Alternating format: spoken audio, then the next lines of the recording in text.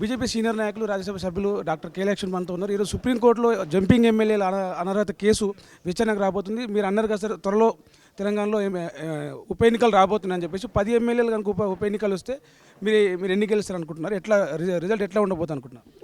ఖచ్చితంగా ఈ పార్టీ ఫిరాయింపులు తెలంగాణకు తలవంపులుగా ఏదైతే గతంలో బీఆర్ఎస్ తీసుకొచ్చిందో అదే పంతాలో ఇవాళ కాంగ్రెస్. ఆ రోజు బీఆర్ఎస్ హోల్సేల్గా చేస్తే వీళ్ళు రీటైల్గా చేస్తున్నారు. ఖచ్చితంగా ఇవాళ కోర్టు జోక్యంతో నాకు సంపూర్ణ విశ్వాసం ఉంది. ఈ యొక్క పార్టీ ఫిరాయింపుల మీద వేటు తప్పదని, ఆ వేటు తప్పిన తర్వాత వేటు జరిగిన తర్వాత ఎన్నికలు రావడం సంభవం. ఇవాళ మీరు చూశారు ఉత్తర తెలంగాణలో టీచర్స్ ఎమ్మెల్సీలో ఏ రకంగా మరి మొదటి రౌండ్లోనే ఇవాళ బీజేపీ అభ్యర్థి కొమరే గారు గెలిచారు. ఇది ఒక సంకేతం, ప్రజల యొక్క స్పష్టమైన సంకేతం. ఈ ప్రభుత్వం మీద వాళ్ళకు ఆశలు సన్నగిలిగినాయి.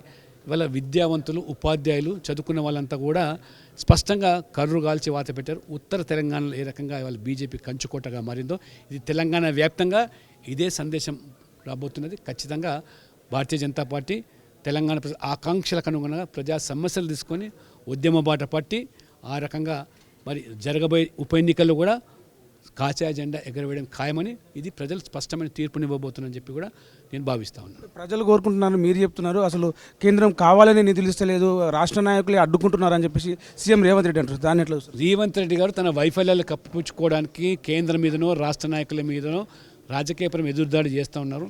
కానీ మీకు ఇవాళ పీట కదిలిపోతూ ఉన్నది. ఇవాళ కరీంనగర్, ఆదిలాబాద్, మెదక్ టీచర్స్ ఎన్నికల ఇవాళ ఫలితం చూసిన తర్వాత ఇప్పటికైనా కళ్ళు మరి తెరుచుకొని మీరు ఇప్పటికైనా ఇంకా 4 సంవత్సరాలు గడువున్నది, సర్దిద్దుకు మీరు ఇచ్చిన హామీలు నెరవేర్చండి. లేకపోతే ప్రజలు తిరగబడతారు. వారికి బీజేపీ వాళ్ళ నాయకత్వం వహించడం అన్ని విధాలుగా సిద్ధంగా ఉంది. మేము చిత్తశుద్ధితోటి కులగణన చేసినాం, ఇప్పుడు ఆ బాల్ మొత్తం బీజేపీ కోర్టులో ఉందని మీరు కులగణన దేశవ్యాప్తంగా చేసే అవకాశం ఉంది. ఓబీసీ మోర్చా 42% స్థానిక సంస్థల్లో రిజర్వేషన్లు హామీ ఇచ్చారు. ఆ హామీలకు ఈ సర్వేతో ఏమాత్రం కూడా సంబంధం లేదు. ఆ స్థానిక సంస్థలు ఎన్నికలు నిర్వహించండి, 42%తో మీ చిత్తశుద్ధి చాటుకోండి. ఓకే, అంటే బీసీ రిజర్వేషన్లకు సంబంధించి మొత్తం ఎన్నికల్లో వాళ్ళే హామీ ఇచ్చారు, దాన్ని వాళ్ళు నెరవేర్చాలని తప్పించి దానికి బీజేపీకి సంబంధం లేదు, రాష్ట్రం వరకే అది అని చెప్పేసి బీజేపీ రాజ్యసభ సభ్యులు లక్ష్మణ్ చెప్తున్నారు. కెమెరామ్యాన్ సతీష్తో ప్రవీణ్, తొలి వెలుగు, హైదరాబాద్.